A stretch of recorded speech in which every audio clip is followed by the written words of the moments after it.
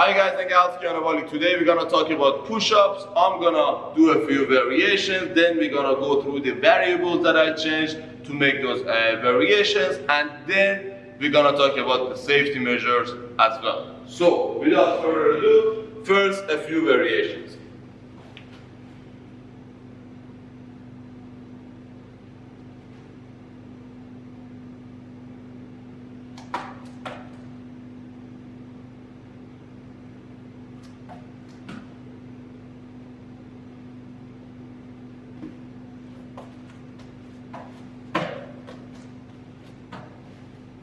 As mentioned, there are a lot of other variations as well. You can just manipulate the variables that I'm gonna talk about, and based on that you're gonna affect different parts of your body. So mainly when you're doing a push-up, you're gonna target the chest, you're gonna target the shoulder, mainly the front side, and you're gonna target the tricep.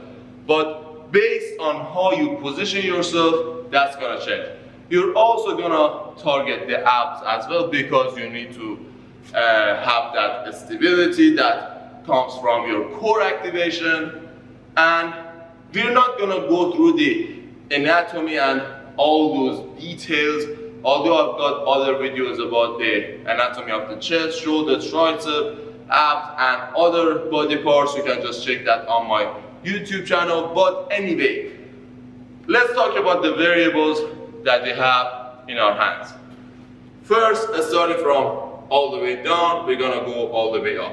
First, we've got the feet itself. So whether you go wide and do the push-up or you take a narrow stance, it's gonna matter.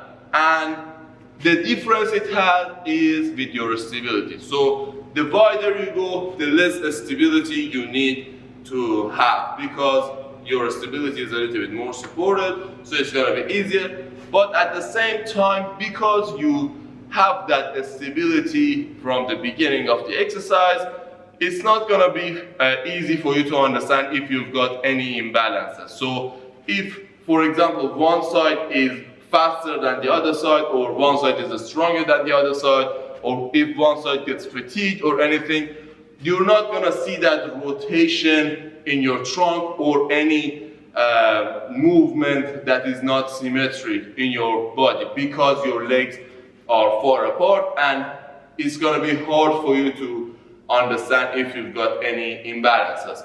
But if your feet are close to each other, you're gonna see that difference. So it's normally a good idea to take a narrow stance from time to time to just see if you've got any imbalances or not in your endurance, strength, and everything, even core stability as well. So if one side of your core is a little bit stronger than the other side, it's gonna be shown. Now coming a little bit higher from the feet, we've got the knee.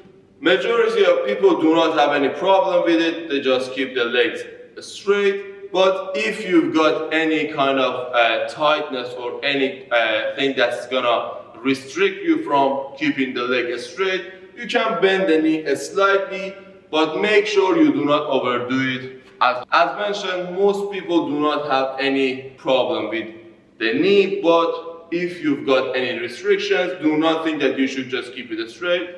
It's alright, bend the knee slightly, it's gonna be alright. Coming a little bit higher, we've got the hip. Now the hip can determine a lot of things about the activation of the muscles involved.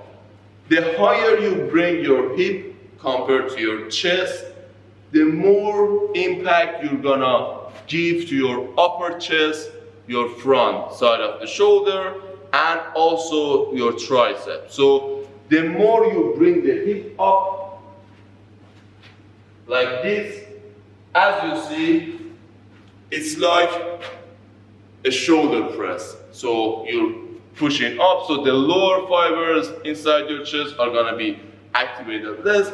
And if you bring the hip too much down, first of all, it's not necessary, you should not do it, it's not safe. But just for understanding the exercise itself, I'm just gonna give you the example. So if you bring the hip too much down and do the exercise, it's gonna be angled down, so it's gonna be like a decline bench press. So the lower fibers are gonna be activated a lot more. And of course, the tricep is gonna be activated as well, but the front delt is gonna be not that much involved as when the hip was all the way up. Coming a little bit higher, of course, activation of the ab, keeping the back flat. Make sure you keep that in mind, so do not slouch down, keep the back flat. A little bit higher, we go to the arms, the main thing in this exercise. There are a lot of things that you can play with, whether you go wide, narrow, whether you bring the arms higher than your chest or lower than your chest, which is also determined by the hip positioning as well, but you can play with that as well.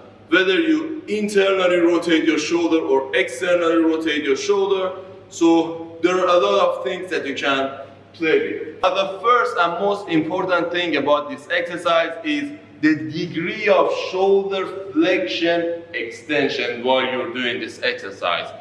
It's important because it's gonna determine the safety of the shoulder itself and also the muscles that are gonna be involved. As mentioned, when you bring the hip up, the arm is gonna be a little bit higher. If this is 90 degree and you're doing a normal push-up, if you push the hip back, as you can see, the arm is in the same place, but because the hip is back, it's going a little bit higher, so that can already cause problems in your shoulder. And because this makes the exercise a little bit easier, a lot of people do that. So because they do not have the core stability to do this exercise correctly, they push the hip too much up, and that can cause problems in the shoulder.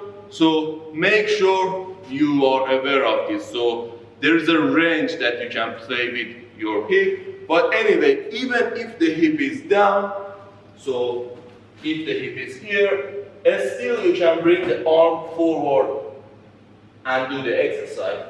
So, and also you can bring it down as well. So the hip determines how much you can bring it up and down, of course, but you can play with that variable as well. The more you bring it closer to your body, the more you're gonna target the lower fibers of the chest and the chest itself compared to the shoulder, and vice versa. The more you go higher, it's gonna be more shoulder. Another variable that you can play with is the distance the hands have from each other. So whether you bring them narrow or go wide, it's gonna make a difference. The narrower you bring them, the more you're gonna affect the tricep. The wider you go, the more it's gonna be the chest. But keep in mind, you can come all the way narrow, but there is a limit to going wide. So make sure if it's uncomfortable for your shoulder, you do not go that much wide. And aside from that, the narrower you bring your hands, the more range of motion you have. So when you go wide, it's not gonna be that much of a range of motion, but when you're narrow, because the distance is longer, the range of motion is gonna be longer as well. Another thing that you can play with is, again, with the positioning of the hand. It's mostly about the positioning of the elbow, but the hands determine where your elbow goes. And that is the level of internal and external rotation of the shoulder.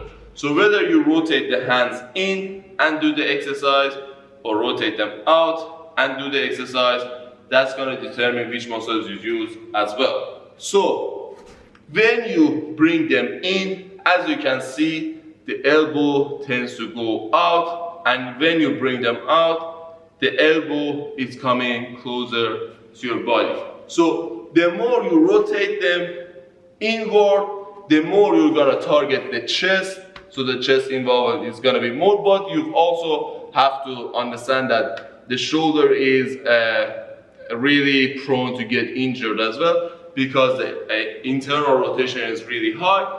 And the more you externally rotate, because the elbow comes closer to the body, it's gonna affect the tricep as well. Again, that was the same reason that the tricep was getting activated when we brought the hands closer. So the elbow was closer to our body.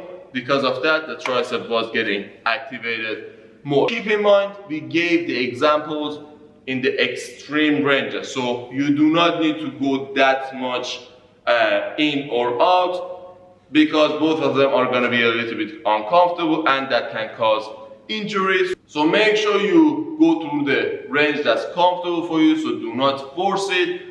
Another thing that you can play with, which is gonna make it a little bit easier, is going on the knee. So if the toes are really hard to do the exercise on, you can just drop on the knees and do the exercise, because there's gonna be less weight, it's gonna be easier for you. Another thing that I did was alternating push-ups. So I was coming on one elbow, then pushing up, then switching from side to side.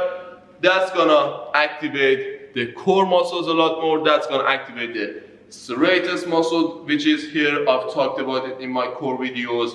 And it's gonna be a good exercise for stability. And of course, chest, shoulder, and triceps are gonna be involved as well. Now, another thing that you can play with is the angle your body has while doing the exercise. So if you do a push-up on a bench, because you're a little bit more upright, it's gonna be easier, and vice versa. If you put your toes on the bench and do this in a declined way, the weight is gonna be all transferred down and onto your hands, and it's gonna be harder. Now, again, it comes to the degree of shoulder flexion extension. So the thing that we talked about, the more upright you are, the more you need to bring the arms down and do the exercise, and the less weight there actually is on your body. Another thing that you can play with is whether you keep your shoulder steady and do the exercise, or you move the shoulder as well. So again, whether the shoulder blades are steady or you protract and retract them. And by protraction and retraction of the shoulder blade, we mean whether the shoulder blades get separated from each other and get close to each other. So when you do that by pushing off the ground, so when you bring the shoulder in front of the chest by pushing to the ground, you're gonna use the serratus anterior here. Again, we've talked about it in the core videos that I have, and this muscle is mainly responsible for protraction of the shoulder. And when you retract the shoulder by going all the way back, you're stretching the chest as well. Of course, your shoulder is gonna be stretched as well when you retract, but it's the chest that's mainly getting the stretch. So it's good to include the protraction, retraction in your push-up as well, but it's gonna be a little bit more challenging.